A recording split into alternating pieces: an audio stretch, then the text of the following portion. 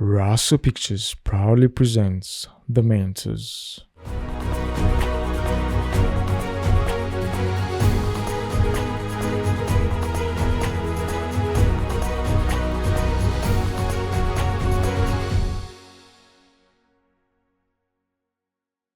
The Mentors Show proudly brought to you by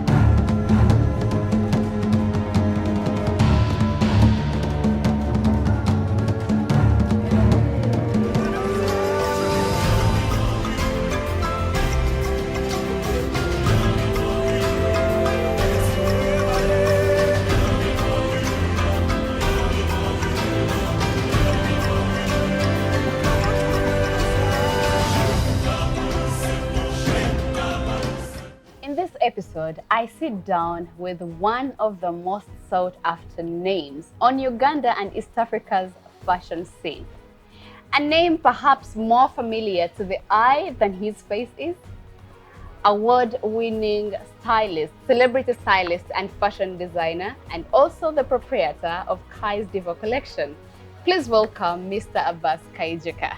Welcome to the show. Thank you. I'm so happy to be here. My honor, my honor. And I was telling you earlier that I have stalked your Instagram page. I have stalked the celebrities you have dressed. I have stalked all the campaigns you've been a part of. And I just remember thinking, perhaps if I had the chance to interview this gentleman, I really would. Never, like literally did I know that the chance would appear as soon as now. So I am so pleased to have you on the show. Thank you very much.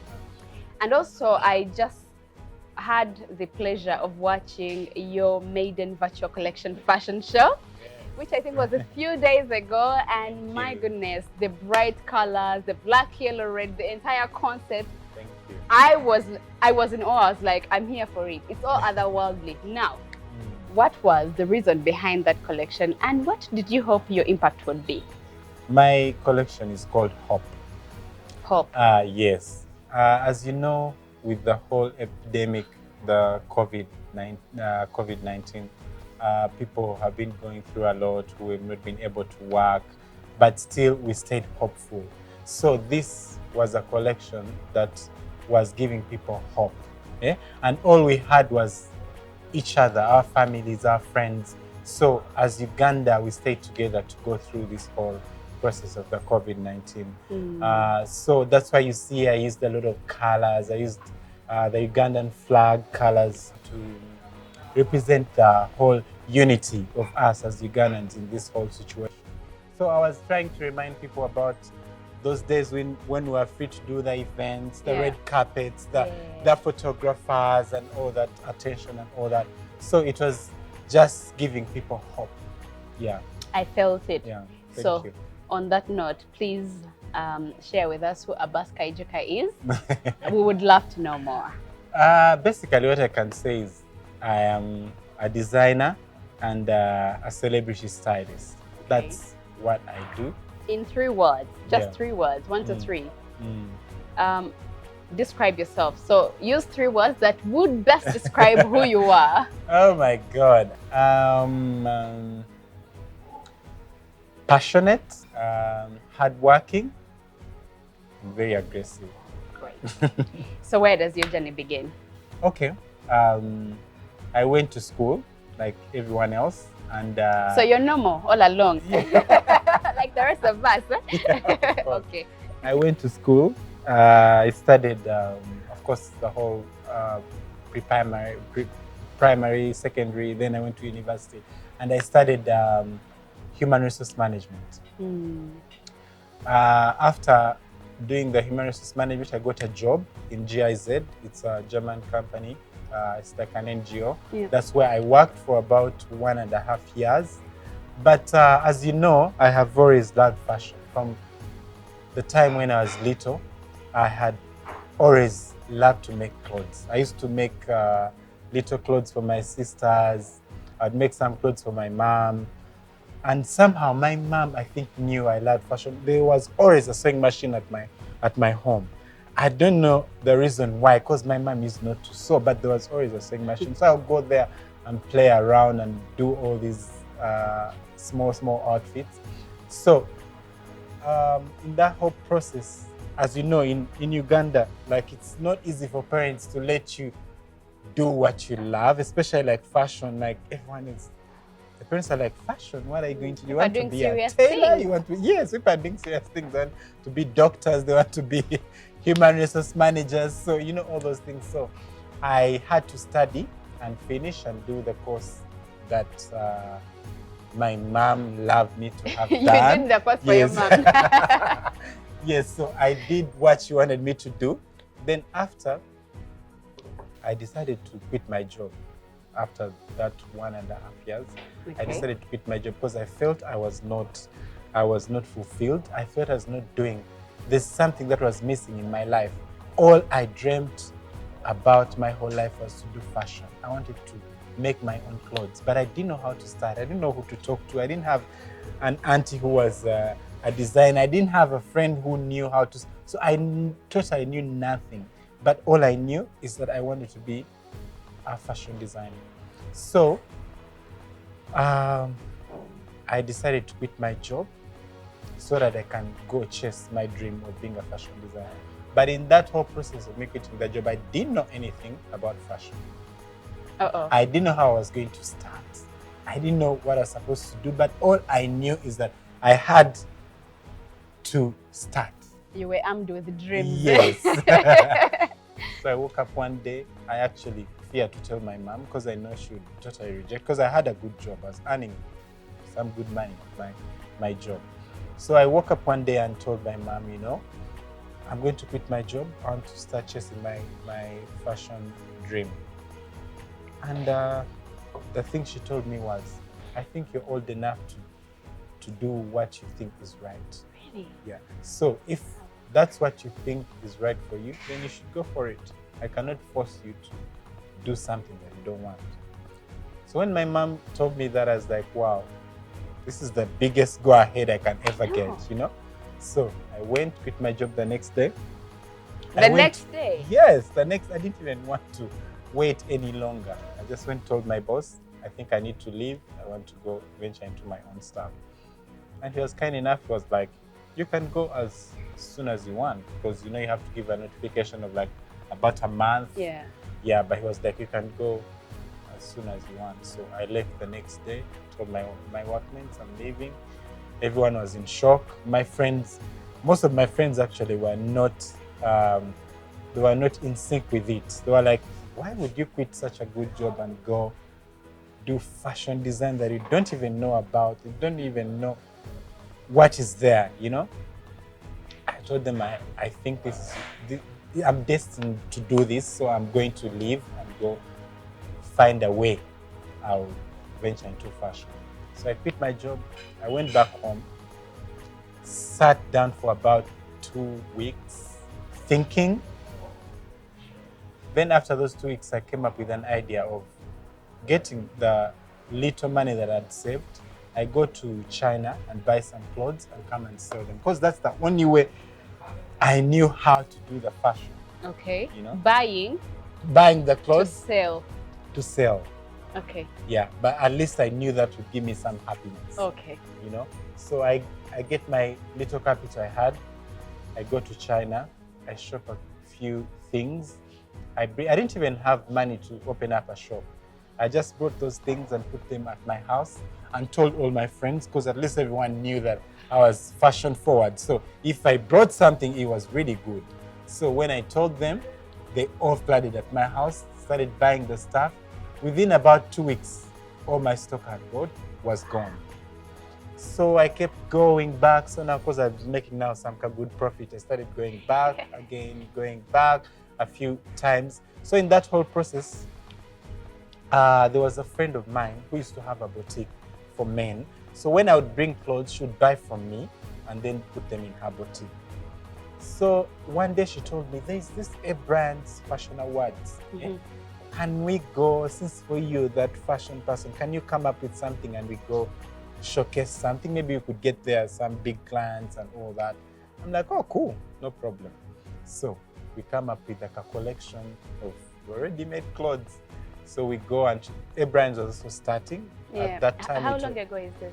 That's 2014. I think that was 2014. Yeah. So I think Abrams was taking place at the MTN Arena at that time. Yeah. At Serena.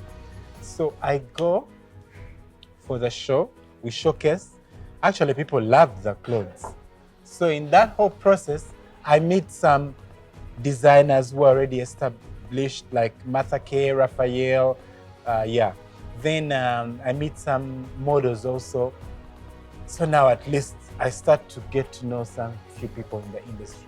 So after that show, I went back home and continued my stuff. After about a week, one of the models calls me. He's called Mushema Hossein.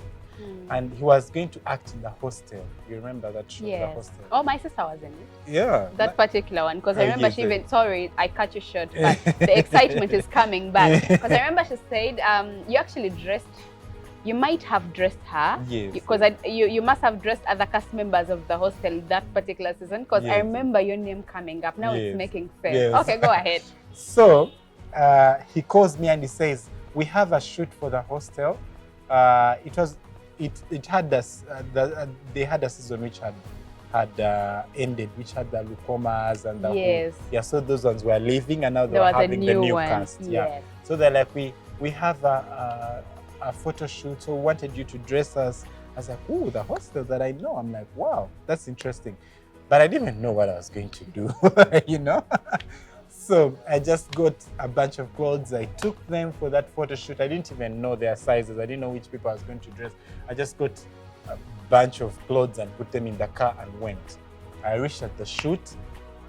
I dressed them up. Everyone loved the clothes. So after that shoot, the producers of the hostel called me after a few days and they're like, can we have a meeting with you? No way. So I go there, reaching there. They tell me they wanted me to dress the whole cast for the whole series. I was like, wow, this is interesting, you know? Just like that. Just like that. So I go start dressing them up for that whole series. And me not knowing anything to do with the whole styling. But now that I had gotten the opportunity, I started studying about how to style, how to deal with like people and all those things. So I started teaching myself a few things about styling. I remember this time I'm just still styling with my clothes I'm bringing from China. Already made. I've not. So I dressed them up for a few episodes. They come out. So as our contract said, they were supposed to give me credits. So they were paying me. Still they were giving me credits. So as the series started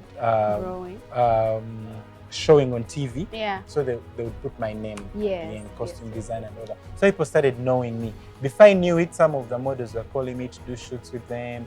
Before I knew it, some artists were calling me, like artists who were starting. They started calling me. So I was like, oh wow, this can be a serious thing. I started making some good money from the whole styling thing. Before I knew it, people were calling me to style them for like shoots, for like their events and all those things. So it started growing like that. So in that whole process of me styling people, some big artists started coming also, asking me to style them. My first big artist I styled was Joe Stede. Okay. And after Joe Stede, I think it was Shiba. Okay. So the stakes had grown. Yes. From grace to grace. Yes. So from there, before I knew it, the end of the year, that was now 2015. Yeah. At the end of the year, I was being nominated as one of the best stylists of the year. Can you imagine? Can you imagine? Can you imagine? Yes. And I actually won the award. Of course, that boosted my name everywhere. Everyone was like, this new stylist, and all those things. So I started working on more artists and all that. So in that whole process of me styling, of course, I wanted to venture into the fashion. Yeah. But now, this is the opportunity. I'm already in the industry. So it was going to be a bit easier for me to start doing my own clothes than just starting from scratch. Yeah. Oh. So in that whole process of me wanting to venture into doing my own clothes, I had started applying for Swahili Fashion Week, which is a very big fashion show because it's the biggest fashion show in East Africa. The guts. Yes, the guts. I didn't want, I'm this person, I'm so aggressive. You really are. That I want to, like, when I do something, it's like top notch, you know? So I was like, if I'm gonna do this, I want to start from the, you know, from the top. Wow. So I tried to like apply at Swahili, but they didn't give me attention, of course. Sorry. They didn't. So now 2016. Still, I had not done anything with my designing. All I wanted is a big platform for me to like showcase my work. I didn't want to just put it on social media and people don't give it attention. So I was looking for a big platform where I would debut as a designer, because now everyone knew me as a stylist at this point. So in 2016, somehow I get an email from the Swahili Fashion Week. I don't know where they had seen my work, or they went back and reviewed my application. I don't know. They sent me an email and they're like, can you send us a few of your things you've done recently? So I quickly went and did a photo shoot with a few clothes I had done. I sent it to them. So after sending it to them, they took long to even reply. I was like, these people are just wasting my time, maybe. So that was coming to the end of 2016. I get an email out of the blue, and they're like, you have been selected to showcase at Swahili Fashion Week. So wait. I was like, yeah, right now I want us to reenact that reaction, like how you felt while you read. Oh my God, I could not believe. I thought I was dreaming. I read that email like 20 times before I could even tell anyone. Okay. They were like, please, we have been selected to go and showcase at Swahili Fashion Week. I was like, what? I was like, what? And I had about 3 weeks to prepare my collection. Okay, the rush, So the rush begins. The pressure was too much. This is the biggest fashion show in East Africa. And I have nothing. I have started from scratch. I don't have workers. I don't have sewing machines. I don't have anything. I'm just a stylist who brings ready-made clothes, you know? So I struggled. I looked for tailors who could help me. I started sketching my collection and all that. So I did all this in about 3 weeks. So when it was done, I go to Swahili Fashion Week. Very, very nervous. I remember at that time I was showcasing with Martha Jabo and Anita Berio. They tried to calm me down. They're like, you do well, you do great and all that. Such a great support system. Yes, they're very supportive, very supportive ladies. We have a lot of designers in Uganda who are very supportive. Awesome. So I showcase, I suppose it's a 3-day event. Yeah. I was supposed to showcase on the second day. So I showcased my collection. Very nervous, by the way. I showcased my collection and everyone in the audience was dropping tears. It was very emotional. It was a very emotional collection. And even the music that I used, people were literally dropping tears in the audience. That's creativity. Yes. I was like, wow. I could not believe it. Everyone came backstage asking me, are you sure this is your first time to showcase? I'm like, yes. They could not believe it. And of course, it created a lot of buzz. It was in the newspapers. It was everywhere in Uganda. It was everywhere in East Africa. So that was a great debut as a fashion designer. So once I debuted that collection, everyone now started seeing me as a fashion designer. There was no doubt. So we have moved from being a celebrity stylist to now a fashion designer. Great. Just that quickly. Okay. Yes. So how was the transition? Was it smooth? Did you have moments of self-doubt? Of course, like I told you, I had a lot of self-doubt. I was like, is this gonna work? How are people gonna will people ever take me serious as a fashion designer? Or, you know? So, but I said I have to do it. I have to take that risk and do this. Yeah. And I see where it takes me, because this is my dream. I dreamt about making my own clothes since I was a little boy. So I was like, I have to do this, you know? So from then, I started, I got a team, I made a workshop, I started making my own clothes. People embraced it. Before I knew it, as making clothes for brides. Before I knew it, as making clothes for all these other artists and all that. So I started now making my own clothes as a styling also on the side, just like that. What a journey.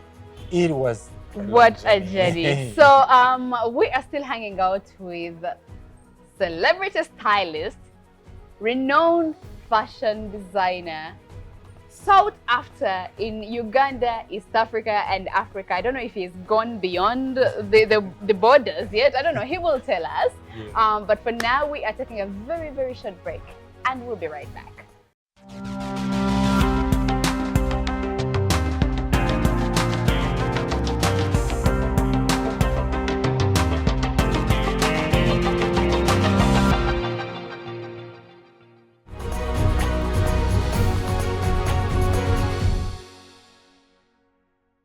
Welcome back from that very short break, and we appreciate that you're still hanging out with us. My name is Blessing, and I'm still hanging out with Kaijuka Abbas of Kai's Divo collection, and he is a celebrity stylist and fashion designer, renowned on both Uganda, East Africa, and the international scene. He's amazing. And before we went into the break, we were talking about Swahili Fashion Week and how that really molded you into the designer that you are today. Was that the moment where you felt, I have made it? Or there's been more moments? No, I've not had a moment where I'm like, I have made it, you know? Okay. I feel like I still have a lot to achieve. I don't think I've reached at the peak of my career. So, but there are moments where I'm like, yes, at least I have done something, you know? At least I have reached my dreams, you know? Yeah. So at that moment, I felt, yes. Now I'm a fashion designer that I have always been wanting to be. So it made me very happy, and I felt like I had really achieved something very big in my life. Great. So then your journey into designing begins. Yes. For someone who is watching right now, they might be thinking, oh wow, what a rosy, easy road it has been for him. Have you even encountered any challenges? A lot of challenges. Let's hear them. Some of them. Yeah, as you know, as a fashion designer, you need a lot to be a fashion designer. You need a lot of capital to begin. You know, you have to have you have to have a team of people to work with, because you cannot make all these amazing clothes alone. You know, you can't sew your outfit and sell it and do all those things that are needed to be done without you having a team. Yeah. So you need a team. You need good machines, which are not cheap. They are very, very expensive. So that has been a challenge. Then, of course, you need like capital, you know? You need capital for you to be able to venture into making clothes for all these amazing people, all these, you know? Yeah. So capital is also it was a big challenge for me. So, but yeah, with time you keep, you know, growing and getting all these things that you need, but you can't have everything at once, you know? You start with the little that you have, and then you go slowly. You start with one machine, small machine. Before you know it, you're able to buy another one. Before you know it, you're able to buy a third one. Before you know it, you're able to buy a bigger machine, you know, all those things. So people should not think that for you to be a fashion designer, you have to have all this big capital and all these big machines. You can start with what you have. Slowly you get one by one. Yeah. Another challenge will be the pricing, because you know, as much as you're making clothes for all these celebrities and everyone wants you to make them an outfit, but in business we all know you have to have a standard. You know, someone will come with very little money and he wants you to make you wants you to make pick her something that is much more than what she has, you know? So at the end of it all, you cannot compromise your work for someone who can't afford it, you know? Yeah, as much as you want to make for everyone an outfit, you're not able because you have a standard that you've set for yourself and for your brand. So I cannot compromise my work because I want to make for someone who does not have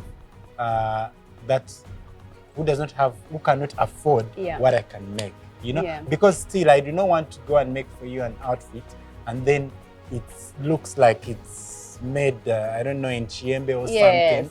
And then of course it will bring me problems. So I have a standard.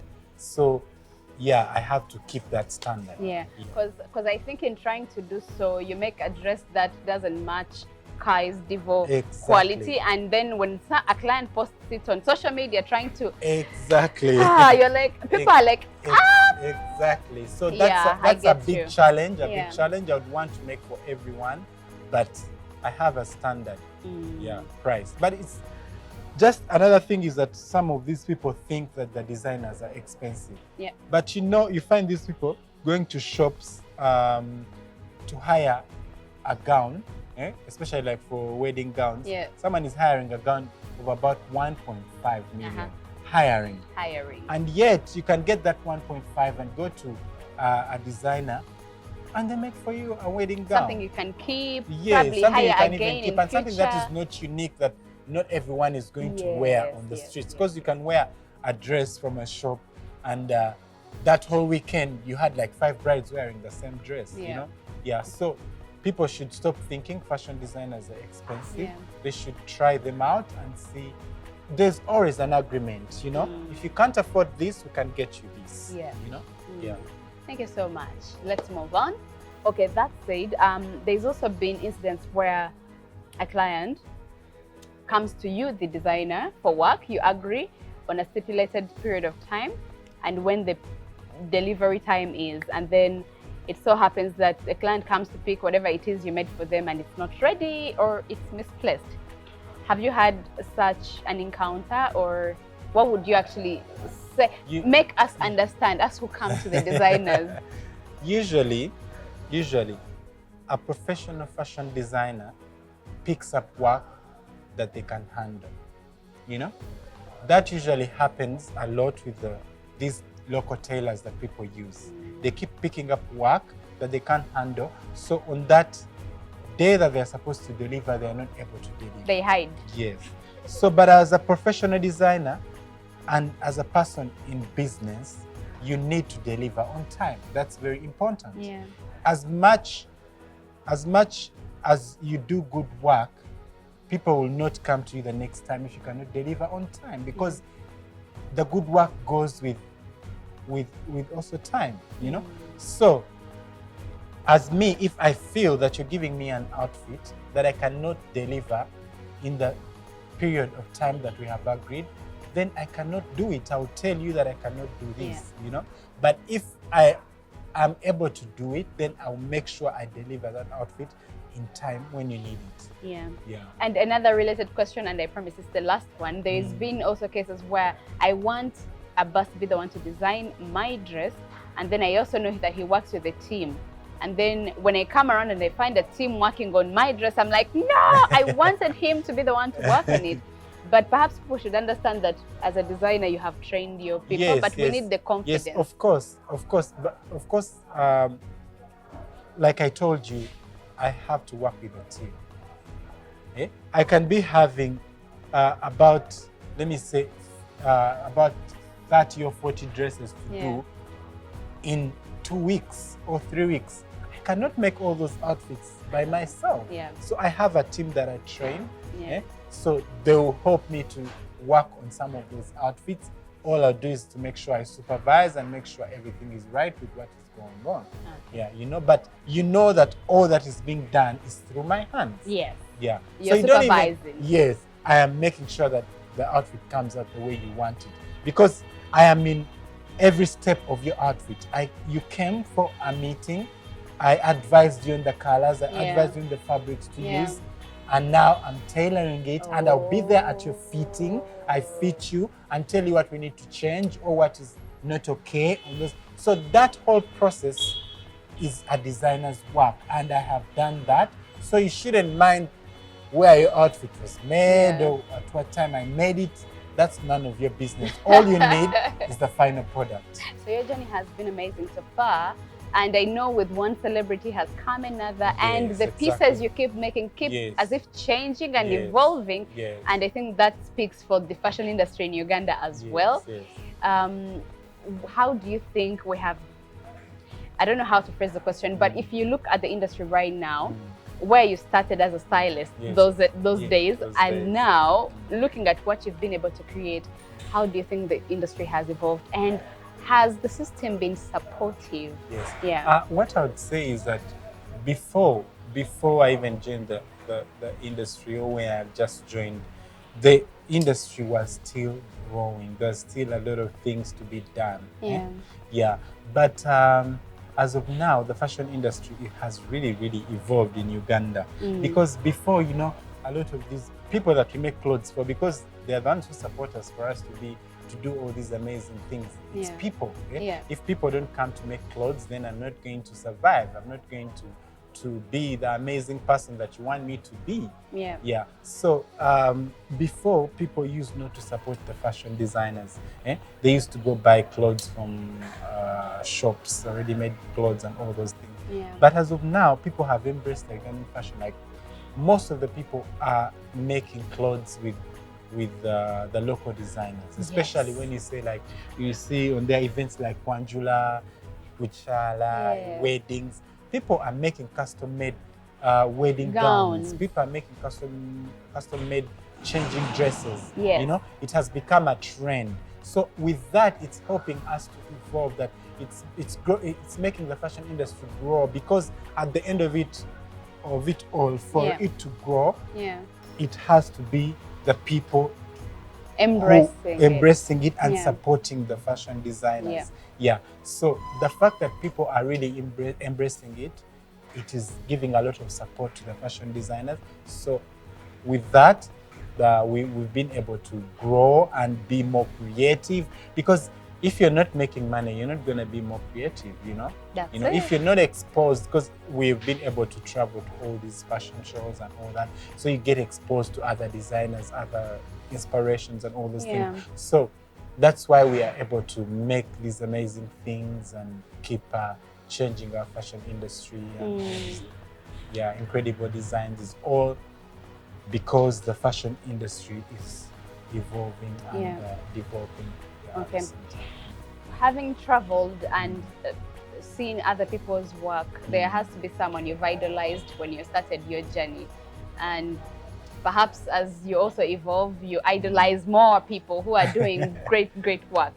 I would like to hear some of the role models you've had that have contributed to the guy right here. First of all, I would say, as for the fashion industry in Uganda, way before I was, my role models were Santa Anzo. I used to look up to her, like fashion and what I always wanted to do what she was doing. Sylvia Worry, you know. Then when it comes to the international stage, I would say there's a designer called Ali Sob. He makes very exquisite gowns. You should go and search about him.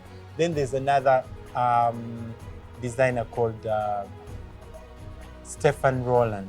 I think I know that one. He makes a lot of those dramatic outfits. Then maybe another person I would say is in Africa is Maya Tafo. He's a big inspiration. He's a very very creative designer. I would say, For someone who is watching this right now and they would like to tread the road Kaijuka has trodden, but they probably still do not know where exactly to start, what would you tell them? I know they've heard your story, but there has to be bits of information that you can particularly share. what I can say is that everyone, not even just the fashion designer, everyone who has a passion for something, everyone who has a passion for something, please go chase it now. Don't wait for anyone to push you.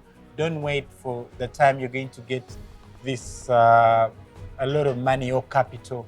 Just start with what you have, you know? Yeah, because sometimes I regret why I didn't chase my dream when I was still young or earlier, you know, because I think I'd be much further than where I am, you know. So I think what I would advise everyone is please chase your dream now. Don't wait for later. Okay. I'm sure there are days that where you wake up and feel like, because you have a business to run, you have a brand to run, and there's all these pressures of work. And unless you're not human, like a superpower, there's been mornings where you wake up and you're like, oh my God, this is having a toll on me. What keeps you motivated? Usually, the main thing that keeps me motivated is making that final outfit for a bride and she is happy about it. Because, you know, with the bride, their best moment is looking good on their wedding day, you know? So when I make that bride very happy, that motivates me to wake up the next day and go work and make another dress, you know? Yes. Okay, and as we wrap up, having worked with so many celebrities, I would also like to believe that it's inevitable for clashes and pressures. I mean, we are human. How do you not lose yourself? How do you maintain the stance that is the brand that is Kai's Divo and not lose yourself? Because if I were a young and upcoming designer looking forward and I got all these celebrities to design, I would probably like really run crazy. I'm like, I've made it. I don't need to go to work anymore. Anyway, the thing is, because working on celebrities is the same as working on any other person, you know? People are the same, just that this person is a celebrity. It does not make them so special from the rest of the people, you know? So I always keep my relationships with the artists or the celebrities professional. So it's always professional. I see them as any other client. So that's why I've been able to keep my my sanity. So yeah, that's why. And would you be open and willing to work with non-celebrities who have a design, would love to see an outfit come to life, but have no means or channels to do that? How open are you to collaborations? Of course, I'm very open to collaborations. Are you? Yes, I need you to look at me and tell me like you mean it, because I am open to collaboration. Because there are some few starting designers I've helped.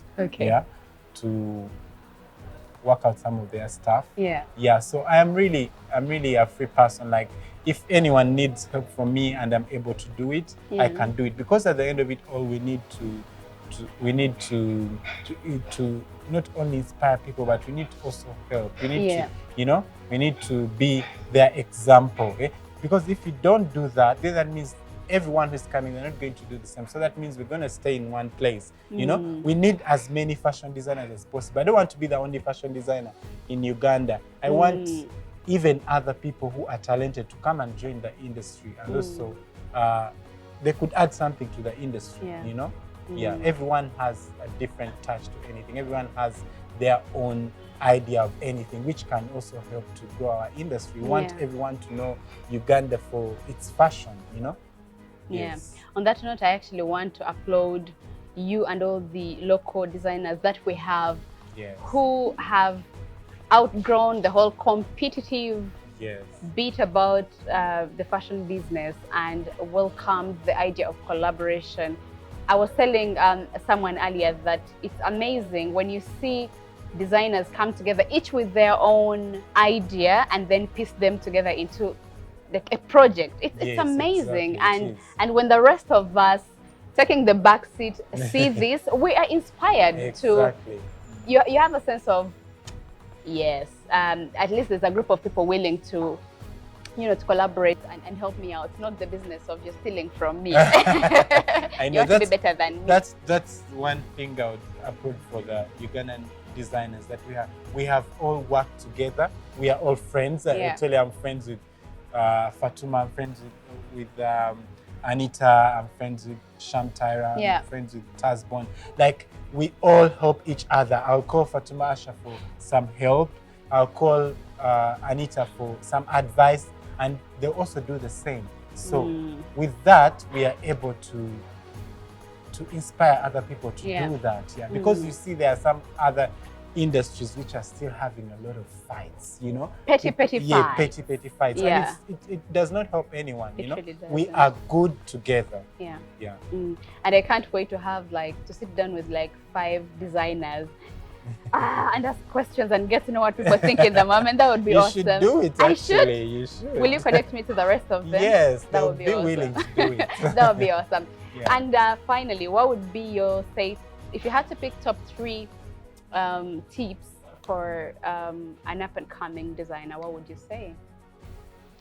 First of all, I would say be very creative, because many people like to copycat. You go check out something on the internet and you just copy. You copy it directly to your design. Let's be creative, because that's how we're gonna develop the Ugandan fashion industry. Yeah. Another thing I would say is that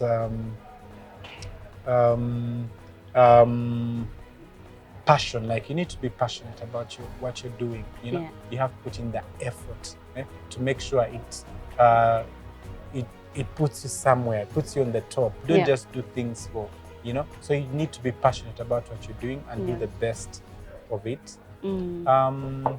What else? Another one would be to stay humble. Yeah. You have to stay humble, please. Even if you think you're on top of the world, you should always stay humble. You know, because that's how we're gonna help each other and also grow. Thank you so much. I like to challenge my guests to something in under a minute. If you looked at me and the way I look right now, I want you to dress me up for a red carpet look in your mind, and we bring it to life verbally. That's gonna be a hard one. You have a minute, please. I have a minute. You do have a minute. First of all, I'll have your hair in a ponytail. Okay. Because you have this forehead, which is like it needs to be seen, you know. Then I'll put you in a long mermaid dress with a trail. Okay. Yeah. Probably yellow is a good color for you, because I can see it looks good on you. Thank you. You're cheating. I'll put you in yellow or gold or maybe black. Okay. Yeah. And I think you're a very sophisticated woman, so I'll keep you very classy. Thank you. Yeah. And I'll be good to go. Yeah, you'll be good to go. So please keep that look for when I have to appear on the red carpet. You'll design my dress. Thank you so much for coming. We are so grateful. And I wish you all the best with whatever it is you're going to do. Thank you. Hopefully we will be watching more virtual fashion shows. Well, unless COVID relaxes. Yes, of course. But if it doesn't, hopefully we'll be watching more. You have beautiful, beautiful, beautiful work. Thank you. Thank you so much for coming around.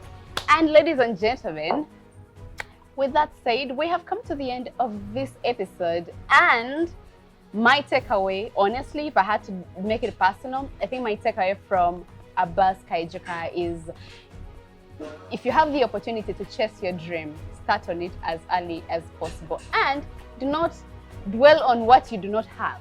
It's important that you focus on what you have to start on your dream. Yeah? So thank you so much for watching, and I can't wait to see you in the next episode. Bye-bye.